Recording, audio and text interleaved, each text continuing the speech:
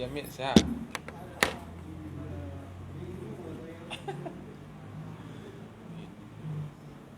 Jumpa je dia jual kurma gitu.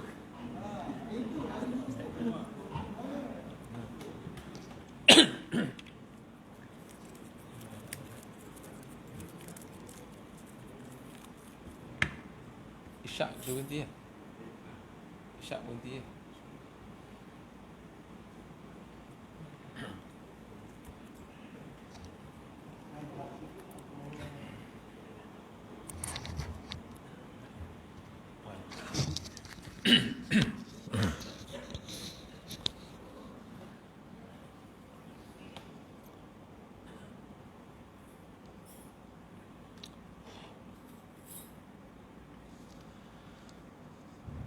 Assalamualaikum warahmatullahi wabarakatuh.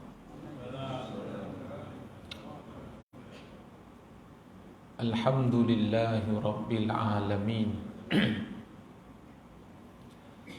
Wassalatu wassalamu ala sayyidil mursalin wa ala alihi wa sahbihi ajma'in. Sidang jemaah yang dirahmati Allah, untuk kesekian kalinya marilah sama-sama kita panjatkan setinggi-tinggi syukur kita kepada Allah. Syukur ini kita panjatkan hanya kepada Allah di atas keizinan, kesempatan dan juga kesehatan yang masih lagi Allah kurniakan kepada kita. Ya. Saya doakan semoga kita semua sentiasa dalam keadaan sehat. Sehat akal fikiran, sehat tubuh badan. Tubuh badan tu zahir dan batin. Zahir je sihat, batin sakit tak jadi juga. Ada gitu. Baik. Dan biarlah sihat itu berpanjangan. Ya.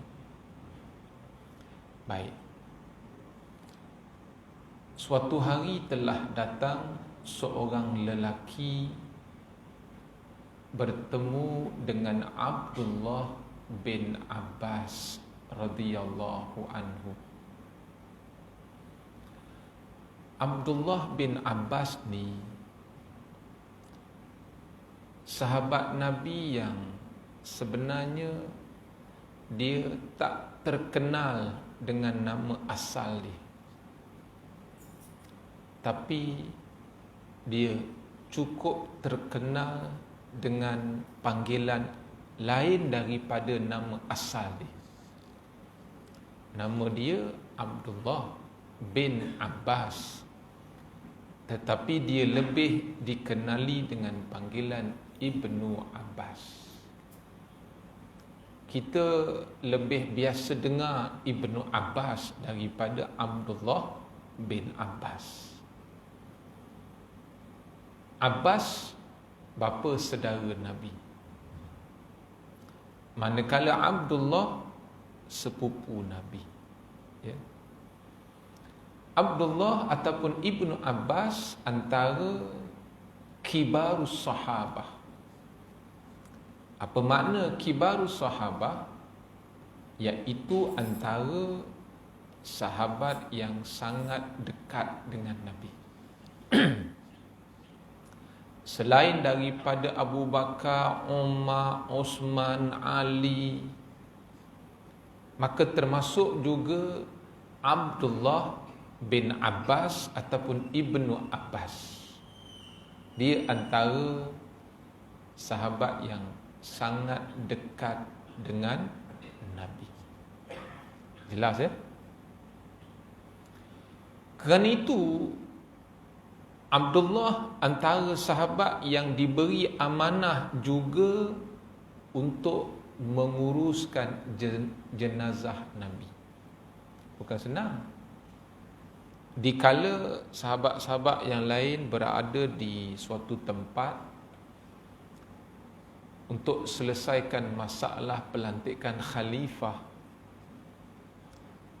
ada sahabat yang tidak terlibat dalam majlis itu, iaitulah Ibnu Abbas, kerana dia diberi tugas untuk menguruskan jenazah Nabi. Jelas ya? Baik. Ibnu Abbas ini juga antara sahabat Nabi yang cukup tinggi ilmu yang berkaitan dengan selok belok Al-Quran. Disebut ulumul Quran, ilmu yang berkaitan dengan Al-Quran. Maka antara sahabat Nabi yang cukup tinggi ilmunya ialah Ibnu Abbas ataupun Abdullah bin Abbas. Ya. Dan beliau juga antara sahabat Nabi yang cukup rapat dengan ahli kitab. Ahli kitab ni maknanya mereka yang masih lagi beriman dengan kitab Taurat dan Injil yang asal. Ni kata ahli kitab. Ada tapi susah. Nak dapat yang betul-betul pure ahli kitab ni bukan tak ada, cuma tak ramai. Itu. Ya. Satu hari Ibnu Abbas dia jumpa Nabi. Doktor dia ceritakan satu pandangan yang dia ambil daripada ahli kitab. Dan diceritakan pandangan itu kepada Nabi. Kata Ibnu Abbas kepada Nabi, asal usul kejadian wanita daripada tulang rusuk lelaki di bahagian kiri. Ini pandangan ahli kitab yang diambil dan diceritakan kepada Nabi. Tapi Nabi bila dengar pandangan ini, ya pun tidak, tolak pun tidak. Macam dop lah. Haram pun tidak. Nabi kata jangan pun tidak, suruh pun tidak. Gitu. Macam itulah. Nabi tak kata ya, Nabi tak kata tidak. Tapi Nabi respon. Nabi pula kata, orang perempuan ni, wanita ni seumpama rusuk lelaki di bahagian kiri. Ahli kitab kata orang perempuan atau wanita daripada. Nabi pula kata orang perempuan atau wanita seumpama. Ada beza kan? Faham? Ya? Maknanya apa? Maknanya orang perempuan ni termasuk isteri kita, termasuk anak-anak perempuan kita, nak dibiarkan lurus sangat pun tak boleh. Maksudnya nak garang sangat pun tak boleh. Nak dibiar bengkok sangat pun tak boleh. Apa makna dia?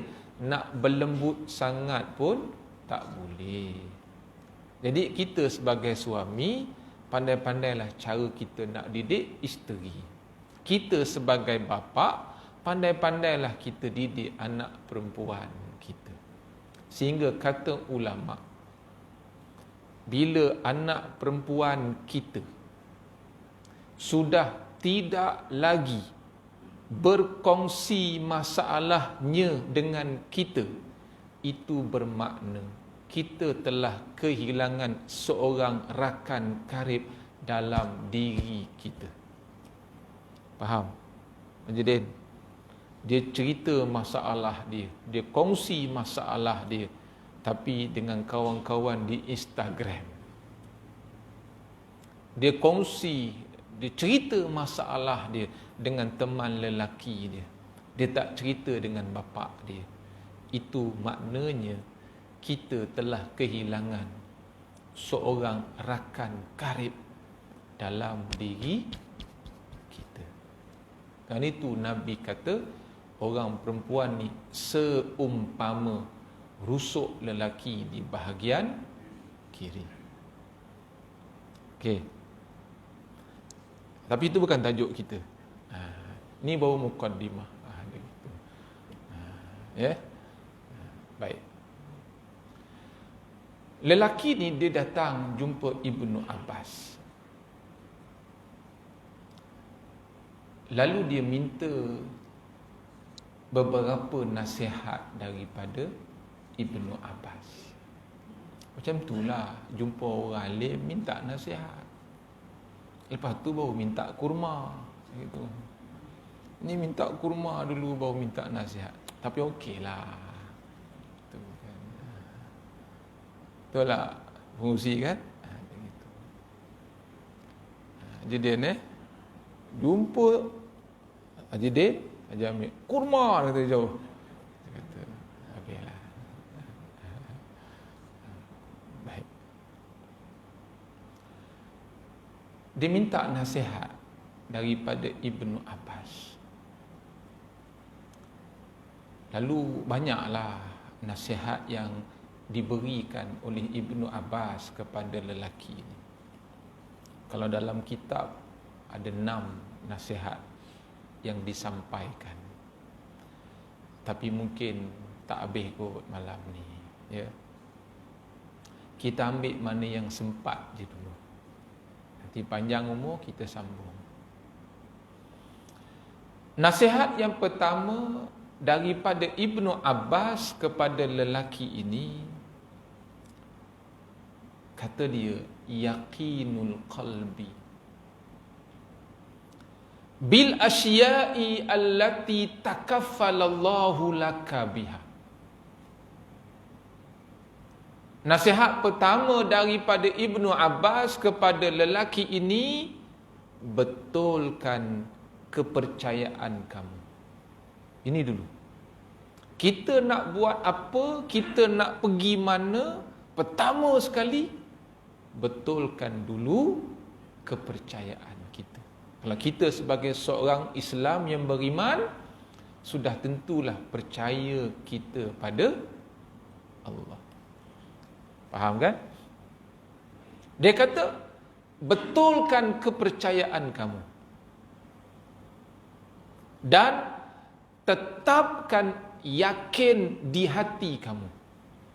Sebab yakin mesti duduk di hati. Dia tak boleh duduk di sini. Dia mesti duduk di sini. Percaya diduduk di sini. Saya percaya yang Allah tu Tuhan saya. Saya percaya Tuhan Allah. Allah lah Tuhan yang beri rezeki. Belum lagi yakin, baru duduk di sini.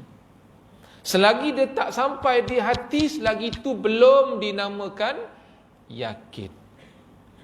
Sebab tu dia kata, betulkan kepercayaan kamu, tetapkan yakin di hati kamu terhadap sesuatu yang telah Allah jamin untuk kamu. Kalau kita, untuk kita. Faham? Selalu kita dengar tok-tok guru bagi contoh rezeki. Ini biasa. Ya. Dia beginilah. Saya ulang balik apa yang saya rasa saya pernah sebut di sini. Takdir Allah ini, dia terbahagi kepada 2 jenis. Kena ingat ni. Supaya lepas ni kita tak mudah-mudah menyalahkan takdir. Takdir Allah terbahagi kepada 2 jenis. Yang pertama disebut al-musayyar. Sebut al-musayyar. Ya. Yang kedua al-mukhayyar. Sebut al-mukhayyar. Yang pertama al-musayyar, yang kedua al-mukhayyar. Kalau tak nak sebut al, kita sebut musayyar dan mukhayyar. Okay. Apa makna musayyar? Apa makna mukhayyar? Yang pertama, jenis takdir Allah ni takdir yang musayyar. Musayyar ni maknanya takdir Allah yang manusia tak boleh pilih. Kita ambil contoh mati. Mati takdir Allah yang manusia tak boleh pilih. Sungguh tak? Kalaulah mati ni manusia boleh pilih, Razak nak mati ke nak hidup? Semua manusia akan pilih nak hidup. Haji Hamid, nak pilih mana? Hidup. Tapi apakan daya manusia pilih untuk hidup, tapi dah itu yang Allah tentukan untuk manusia, maka matilah manusia. Kerana mati itu takdir Allah yang manusia tak boleh pilih. Innal mauta alladhi tafirru, sampai habislah ayat ni. Allah kata sesungguhnya mati. Ya. Semakin laju kamu cuba lari daripada mati,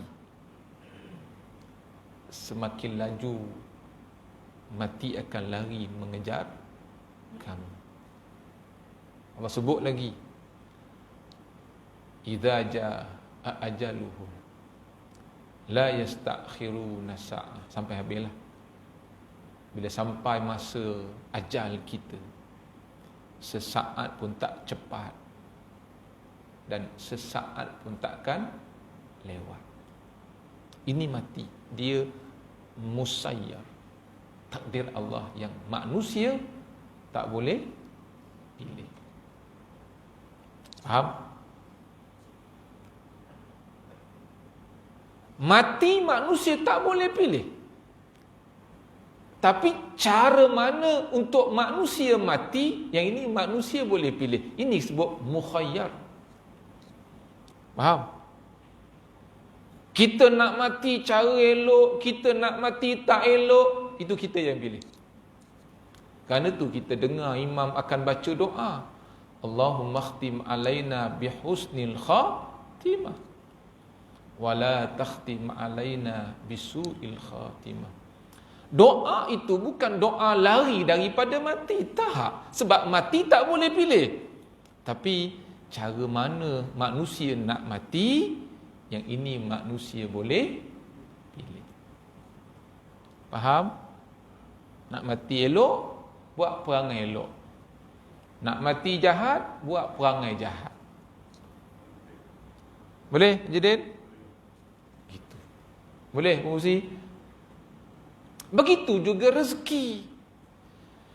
Pada rezeki itu ada musayyarnya, ada mukhayyarnya.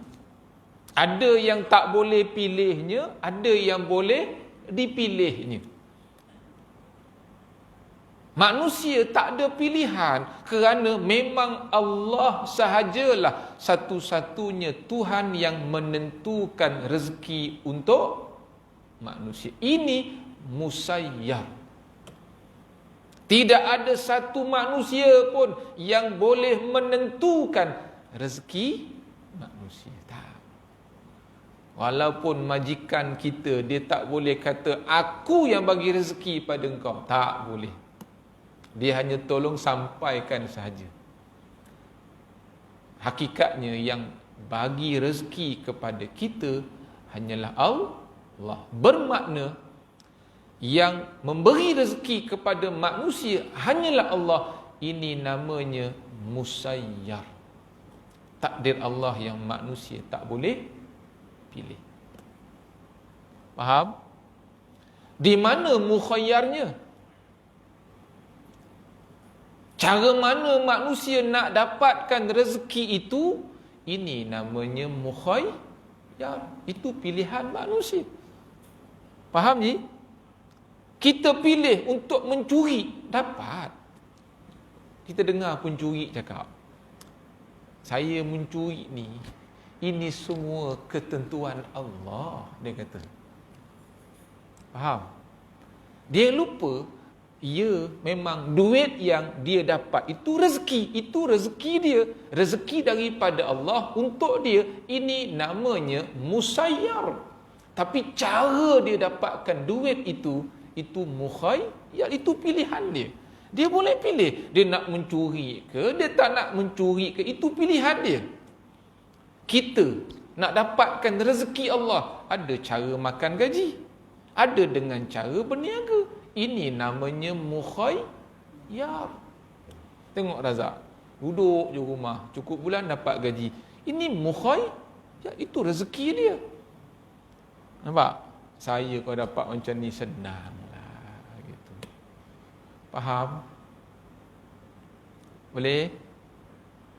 Jadinya tuan-tuan, bila betul percaya kita, bila tetap yakin kita pada Allah, di sinilah kunci kepada ketenangan. Kalau percaya tak betul, yakin tak betul,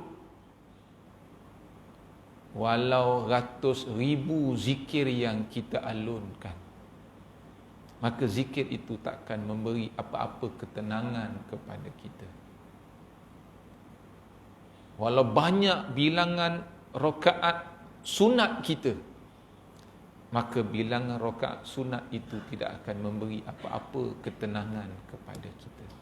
Doktor, kerana kunci kepada ketenangan ada pada betulkan kepercayaan kamu, tetapkan yakin pada hati kamu, allati takaffalallahu laka biha, terhadap apa jua yang telah Allah tentukan untuk kita.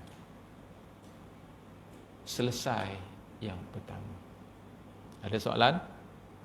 Baik.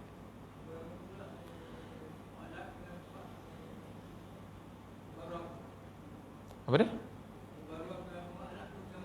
Oh, yang mubram dengan muallaq. Kan? Kita kata begini. Besok kita jumpa ya pukul 8 pagi. Kan? Tiba-tiba kita jumpa pukul 9 pagi. Itu namanya takdir juga, tapi muallaq. Kita kaitkan. Faham? Kita kaitkan. Muallaqa ni maknanya kita kaitkan dengan sesuatu. Yang kata mubram tu matilah, tak boleh ubah. Faham? Mubram jenis takdir Allah yang tak boleh berubah. Muallaq ni jenis takdir Allah yang kita sangkut, kita kaitkan dia dengan sesuatu. Itu je beza dia. Tak apa, lebih mudah untuk kita faham musayyar dan mukhayyar. Ini lebih mudah untuk kita faham. Jodoh ini musayyar.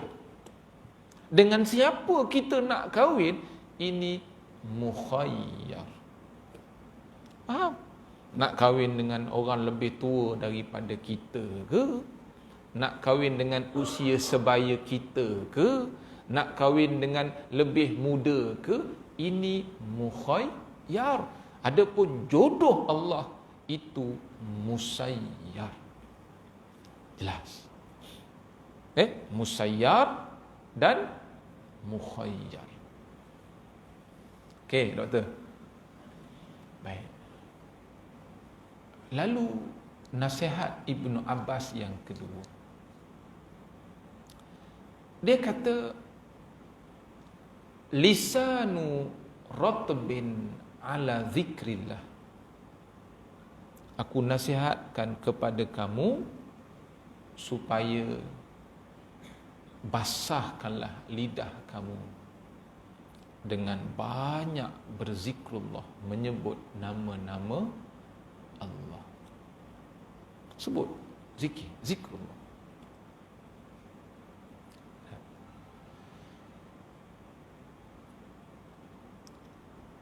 Tuan-tuan, dah tak lama dah kita nak sambut Ramadan.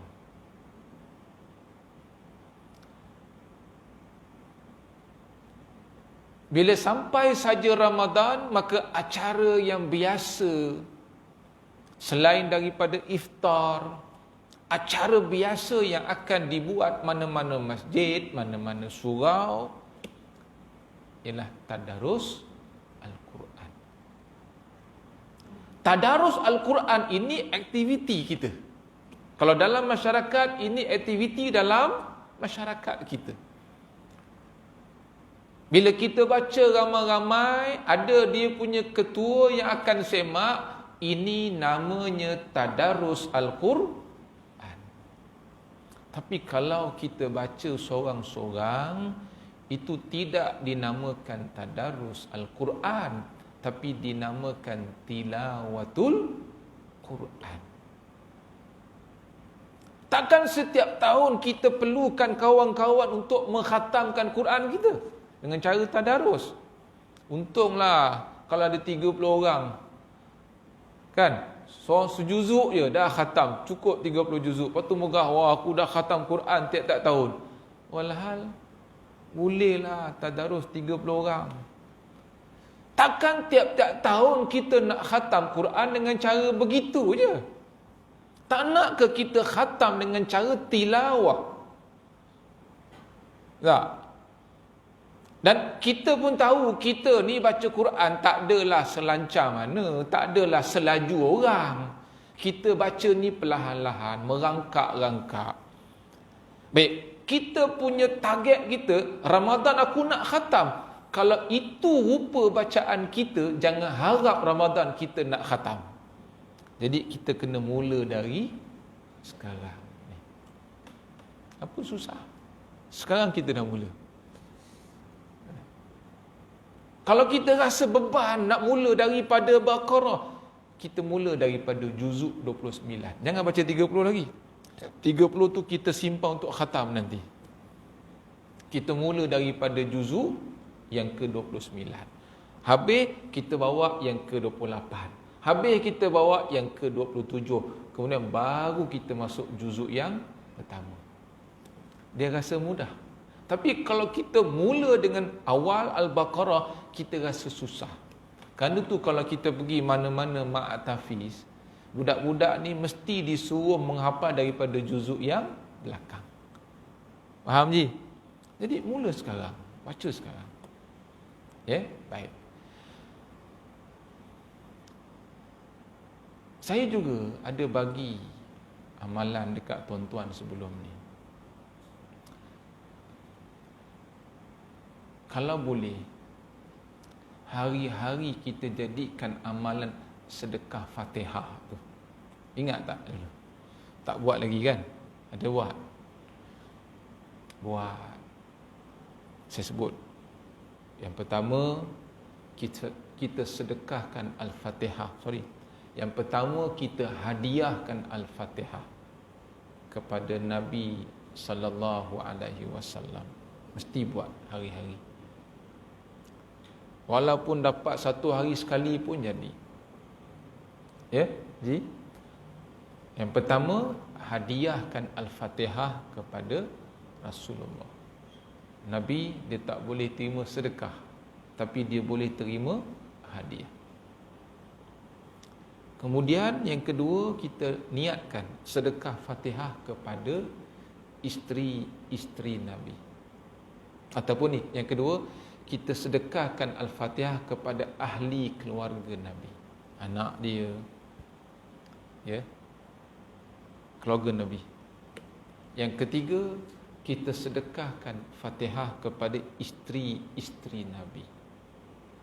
Kalau orang berniaga lah, niat khususkan dia kepada Siti Khadijah sebab dia orang berniaga. Begitu. Yang keempat, kita sedekahkan Fatihah kepada sahabat-sahabat Nabi. Kalau orang berniaga, khususkan dia kepada Abdul Rahman bin Auf. Kalau orang berniaga lah, ya. Faham tak ni? Yang kelima, kita sedekahkan Fatihah kepada arwah mak bapak kita. Kalau yang hidup, kepada mak bapak kita. Kalau mak bapak mentua kita dah meninggal, arwah mak bapak mertua kita. Kalau hidup, hiduplah. Kemudian sedekahkan Fatihah pada isteri kita. Kalau ramai, isteri kita. Kalau tak ada, tak payah. Itu. Jangan sedekah pada isteri orang. Kemudian sama lagi, sedekahkan Fatihah kepada anak-anak kita. Sedekahkan Fatihah pada diri kita. Kemudian sedekahkan Fatihah kepada guru-guru kita yang masih hidup. Lagi, sedekahkan Fatihah lagi kepada sekali Fatihah. Sekali Fatihah untuk Rasulullah, sekali Fatihah untuk keluarga dia, sekali Fatihah kepada isteri-isteri dia, sekali Fatihah kepada sahabat-sahabat dia, sekali Fatihah kepada arwah mak bapak kita, mak bapak mentua kita, isteri kita, anak-anak kita, guru kita, diri kita. Kemudian yang keenam, sekali je Fatihah kita sedekahkan kepada arwah tok nenek kita, kepada guru-guru kita yang sudah mati, dan sekali je Fatihah kepada muslimin muslimat yang masih hidup maupun yang telah mati. Tuan-tuan jangan tanya apa kelebihan dia, buat dulu. Terutama orang yang berniaga, buat je. Oh, bila nak dapat ni? Jangan tanya, buat aja. Jadikan dia sampai dia jadi satu wirid. Wirid ni maknanya amalan rutin kita. Sampai jadi wirid. Mula-mula zikir. Kemudian kita ubah jadi wirid harian kita. Insya-Allah. Adalah sesuatu yang Allah akan bagi. Yang penting niat kita ikhlas dan sabar. Faham? Tak kiralah lepas solat ke, sambil bawa kereta ke, kita rasa teringat, kita baca. Yang penting paling kurang 1 hari kita buat. Dalam sehari tu kita ada buat. Paling kurang. Ya? Tak perlu nak 5 waktu. Kalau kita boleh buat 5 waktu, Masya Allah, itu yang terbaik. Boleh Ini amalan ni, amalan yang juga diamalkan oleh orang-orang tarekat Naqsyabandi. Buat sedekah Fatihah. Biar orang kata bid'ah, tak apa. Kita bukan kata wajib, tak. Rasa nak buat. Cuma apa kelebihan dia, tuan-tuan akan rasa sendiri. Syarat kena istiqamah, yang kedua kena ikhlas. Okey. Ada lagi soalan?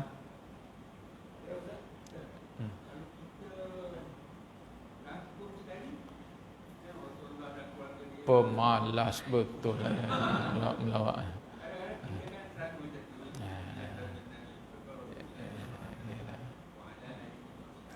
Bukan haji baca, imam yang baca. Bolehlah.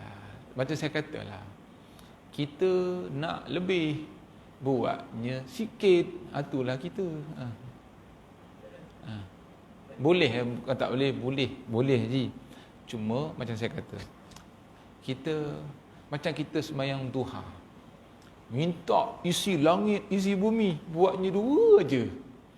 Bolehlah.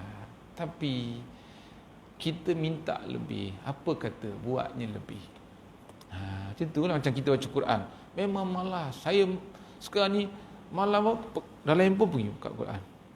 Selalu bila baca Quran ni, aku luangkan masa untuk Allah. Kan, jangan berkira dengan Allah. Bayangkan dia malas ni imam, malas. Tapi paksa diri sampai cakap dengan diri sendiri, kau jangan berkira dengan Allah, Farid. Besok Allah berkira dengan kau besok, baru kau tahu. Macam saya, kau tu dah lah berniaga, besok Allah tarik kau punya customer besok, apa kau nak buat? Akhirnya, jangan berkira dengan Allah. Ya, Haji lah. Haji Mat lah.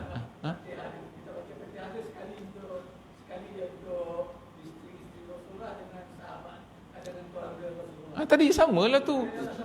Tu saya kata tadi, pemalas betul. Bukan tak boleh, boleh, ya. Cuma tadilah, kalau boleh dengan Allah ni, saya bukan cakap pada orang, cakap dengan diri sendiri. Kalau boleh aku jangan berkira dengan Allah, ya.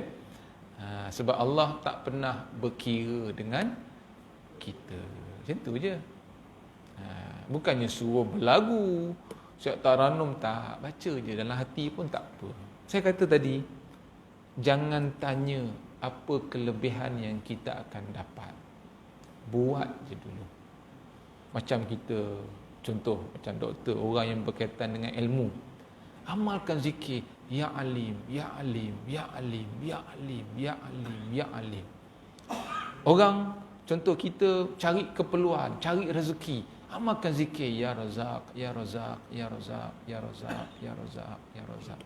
Kita semayang duha kan, cuba kita biasakan diri kita sebelum kita dalam sujud yang terakhir tu, dalam sujud yang terakhir kita zikir, ya Wahhab, ya Wahhab, ya Wahhab, ya Wahhab. Wahhab ni maknanya Tuhan yang Maha Pemberi. Ataupun ya Razak, ya Razak, ya Razak, ya Razak, ya Razak, ya Razak. Boleh. Ya Razak, itu Razak ni, Razak, ya Razak, Razak, Razak, batal enggak batal. Ya Razak, ya Razak, ya Razak, itu. Faham? Itu zikir. Buat. Kita belajar ya alim. Hati kita ni keras. Selalu nak marah-marah.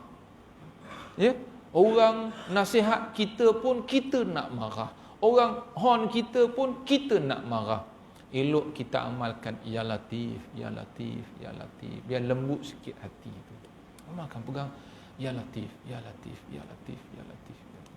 Ni katanya lisanu ratbin ala zikrillah. Basahkan lidah kamu dengan memperbanyakkan berzikrullah. Daripada kita merapu, lebih baik kita berzikir. Kalau susah sangat, pasang je audio tu, dengar je gitu, pun boleh juga. Cukup kot Isyak kan? Okey, dah kan? Okey. Baik, ada soalan sebelum saya tutup? Nantilah kita sambung lagi nanti. Ya. Boleh semua habis modal saya nanti. Macam gitu. Haji dia pun dah tahu dah. Okey. Bismillahirrahmanirrahim. Allahumma zidna ilman nafi'ah. Allahumma ja'al jam'ana hadha jam'an marhuma wa tafarruqana min ba'dihi tafarruqan ma'suma.